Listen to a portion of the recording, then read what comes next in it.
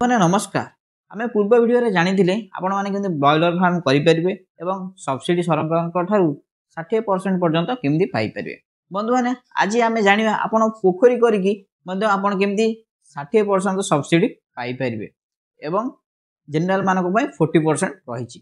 चलो बंधु मैंने आपण स्क्रीन में देखिपे construction of grow out tanks जो थे आगे आपण 8,50,000 टंका रे पर हेक्टर रे आपण माने 40% सब्सिडी जनरल मानक पई एवं 60% subsidy SC ST women category पई आपण माने पाई परिबे। चलंतु एथिरे कोन निर्देशावली रहिछि ता मध्ये हमें जानिबा।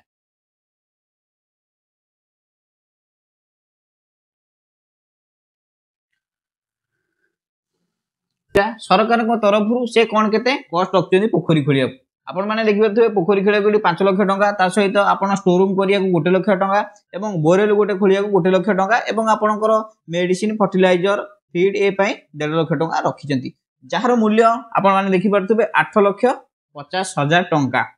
8,50,000 टंका एवं गवर्नमेंट पाखरु सब्सिडी माने आपण केते टंका छाड़ होई जीवो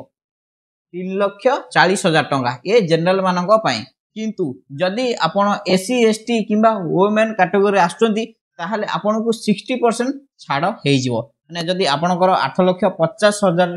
टंकार जदि आपणकर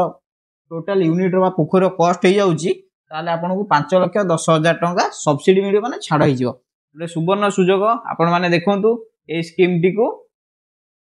बंधु माने आपण ए स्कीम रो लाभ निश्चित भाव रे उठांतु। बंधु माने आपण को जदि किछि भी इन्फॉर्मेशन दरकार ताले निश्चित भाव में डिस्प्ले नंबर देखाउछि आपण माने कांटेक्ट करि परिबे आमे आपण को निश्चित भाव में सहाय्य करिवु।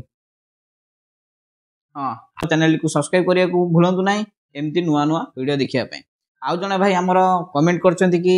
सुविधा रे लोन केमती आमे बैंक तरफ रु पाई परिबे ता विषय गोटे वीडियो करंतु निश्चित भाव में तांको कथा माने कि नेक्स्ट वीडियो हमर लोन ऊपर आसीबो। तो धन्यवाद पुणी देखा गोटे नुवा वीडियो रे।